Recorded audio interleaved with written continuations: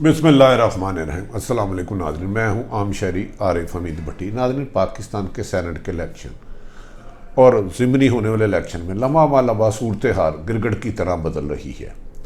आज एक ऑफ़र आती है, कल दूसरी आती है। PTI का दावा है कि वो 75 ने 10 का इलेक्शन जीत चुकी है, जबकि नून लीग ने इस पर इल्ज़ाम लगाए हैं कि धांधली की गई है। इस पर वज़ीर आज़म पाकिस्तान का बड़ा बयान आया है कि जिन हलकों में नून लीग को खदशा है उनकी पोलिंग दोबारा करवा दी जाए। आज इस सिलसिले में इलेक्शन कमीशन में समाअत भी हुई और चीफ इलेक्शन कमिश्नर का कहना था कि जो धांधली हुई है वहाँ दोबारा इलेक्शन करा देंगे। दूसरी तरफ मरीम नवाज़ के करीबी एडवाइज़र और कहा जा रहा है मुस्लिम लीग नून के जो करीबी हल्के कहते हैं कि नवाज शरीफ को स्टेज पर पहुँचाने वाले परवेज़ रशीद के सेनेट में उम्मीदवार के आज दोबारा कागज़ मुस्तरद कर दिए गए। उन्होंने कहा कि 10 साल सरकारी ख़जाने पर रहने वाले शख्स ने पहले पैसे क्यों नहीं जमा कराए, जबकि सेनेट के इलेक्शन में ही PTI के उम्मीदवार फैसल वाडा के कागजात मंजूर कर लिए गए, उन पर जो एतराज़ लगाए थे मुस्तरद कर दिए गए। दूसरी तरफ डस्का में बड़ी दिलचस्प सूरत हाल है। डस्का में होने वाले खूनी इलेक्शन के बाद दोनों पार्टियां जीतने का दावा कर रही हैं। नाज़रीन, आज इलेक्शन कमीशन में बहुत ज़बरदस्त दिलचस्प समाअत हुई, इसके कुछ पहलुओं पर आपको आगाह करेंगे। लेकिन कल वज़ीर आज़म पाकिस्तान ने कहा मादी में कभी ऐसा हुआ नहीं कि हुकूमती जमात अमूमन ज़िमनी इलेक्शन हार जाए तो वो ज़बरदस्ती इलेक्शन के नतीजे अनाउंस कर लेते हैं। लेकिन इस इलेक्शन पे अचानक 20 पोलिंग रिटर्निंग अफसर गायब हो गए, जिस पर शोर मचा और रिज़ल्ट रोक दिया गया NA डस्का 75 का, जिस पर वज़ीर आज़म ने PTI को हदायत की कि मुस्लिम लीग जैसा इलेक्शन कहती है वैसा कराया जाए। मैंने धांधली के ख़िलाफ़ 20 साल जद्दोजहद की है और जिन हलकों में 20 या 22 पोलिंग स्टेशन मुतनाज़ा है उनके नतीजे दोबारा कराए, जबकि मुस्लिम लीग नून इसके बरक्स कह रही है कि नहीं, हमने पूरे हलके के इलेक्शन कराने हैं। इस सिलसिले में आज इलेक्शन कमीशन में समाअत हुई। PTI के उम्मीदवार असद मल्ली ने कहा कि उन्होंने शफाफ इलेक्शन में हिस्सा लिया है और वो कामयाब हो चुके हैं। उन्होंने अपना रिकॉर्ड मौजूद किया जो उन्हें फॉर्म 45 था और उस पर उन्होंने कहा कि ये व्हाट्सएप पर भी है। इस पर रिटायरिंग अफसरों ने कहा कि जो ऑलमोस्ट उनको फॉर्म रिसीव हुए हैं व्हाट्सएप पर भी वही थे, ताहम 20 और 22 लोग मुतमिन नहीं कर सके कि वो इतनी देर फूक की वजह से क्यों आए। रात 3 बजे शोर मचा कि लोग नहीं आए। इलेक्शन कमीशन ने इस मौके पर दोनों से सख्त सवालात किए। मेंबर इलेक्शन कमीशन भी मौजूद थे। उन्होंने कहा कि हमें इससे गर्ज नहीं कौन हारता है कौन जीतता है, हमें इसकी कोई परवाह नहीं। जिन हलकों पे, जिन पोलिंग स्टेशनों पे खदशा है कि धांधली हुई है या नताइज में रद्दोबदल किया गया है, उनके फौरी तौर पर हम इलेक्शन दोबारा करा देंगे, जिसकी परसों की डेट डाली गई। जिस पर नाज़रीन PTI के उम्मीदवार ने कहा नहीं, मेरे नतीजे का अनाउंस किया जाए। जो पीपल्स मुस्लिम लीग नून ने कागज़ जमा कराए हैं उसमें भी मैं कामयाब हूँ। जो मैंने कराए हैं, जो रिटर्निंग अफसर ने भेजे हैं, ये उनका मामला है कि वो फोक की वजह से डिले क्यों हुए। ताहम इस सिलसिले में इसका परसों डेट दे दी गई है। चीफ इलेक्शन कमीशन ने वाज़ेह तौर पर कहा हमें हार जीत से नहीं गर्ज, हमने इलेक्शन को शफाफ बनाना है। इस मौके पर उन्होंने कहा फायरिंग जब की गई तो पुलिस ने कार्रवाई क्यों नहीं की, उन्हें सख्त सवालों जवाब किए गए। जबकि कहा जाता है कि शायद तवक्को की जा रही है, ये तो इलेक्शन कमीशन का राइट है कि वो 20 से 22 पोलिंग स्टेशनों के दोबारा इलेक्शन का हुक्म सादर फरमाएंगे, लेकिन इसके लिए इंतज़ार करना होगा। जबकि PTI का दावा है कि वो इलेक्शन जीत चुकी है और मुस्लिम लीग नून मरीम नवाज साहबा कह चुकी हैं दोबारा इलेक्शन पूरे हलके के कराए जाए, हमारी जीत को हार में बदला गया है। नाज़रीन, इस मौके पर आज इलेक्शन कमीशन में जो समाअत हुई उसमें रिटायरिंग अफसर और आरा के बड़े दिलचस्प बयानात हुए कि आप सो रहे थे, आप जाग रहे थे, आप धुंध में कहाँ चले गए। इस मौके पर उन्होंने कहा कि जब फायरिंग हुई उसके बाद भी पोलिंग जारी रही। नाज़रीन, इस अहम तरीन ख़बरों के साथ ये तो इलेक्शन खूनी हो गया है।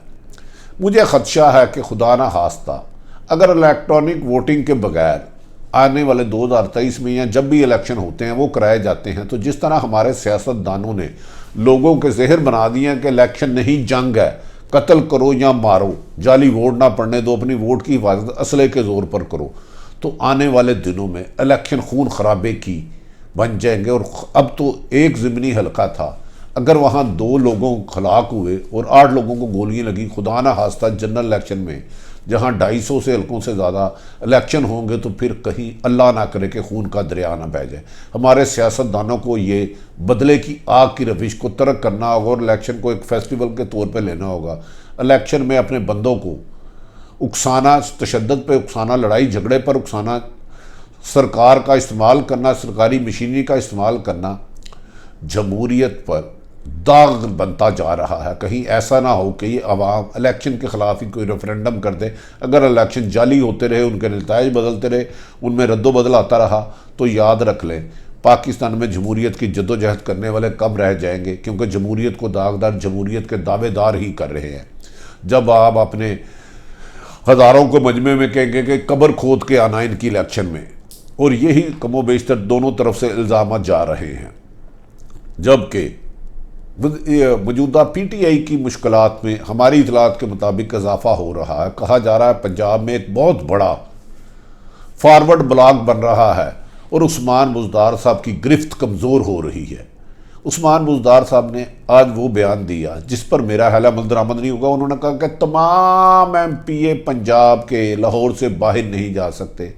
नाज़रीन, मेरा ख्याल है MPA बालग हैं, जवान हैं, बुजुर्ग हैं, उन्हें बांधा नहीं जा सकता। क्या गिरफ्त कमज़ोर होने की वजह से किया, या क्या श्रीलंका से जो पाकिस्तान के वज़ीर आज़म ट्रेड के लिए गए हैं, वापस आके उनको पंजाब को कंट्रोल करने के लिए लाहौर में खुद बैठना पड़ेगा?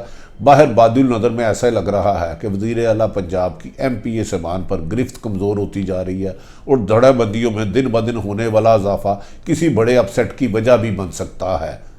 ताहम दूसरी तरफ PDM की तरफ से तिजोरियों के मुंह खुले हुए हैं, लेकिन इस वक्त ऐसा लग रहा है कि 3 मार्च को इलेक्शन नहीं, एक मंडी लगेगी जिसमें ज़्यादा कीमत बोली लगाने वाला अच्छा खूबसूरत इंसान नुमा MPA सजा बजा के ख़रीद लेगा, लेकिन वो जो ख़रीदेगा वो बिका होगा और बकाऊ माल आवाम की हिफाजत नहीं करता, बल्कि आवाम को हजूम बनाता है और खाना जंगी तरफ ले जाता है।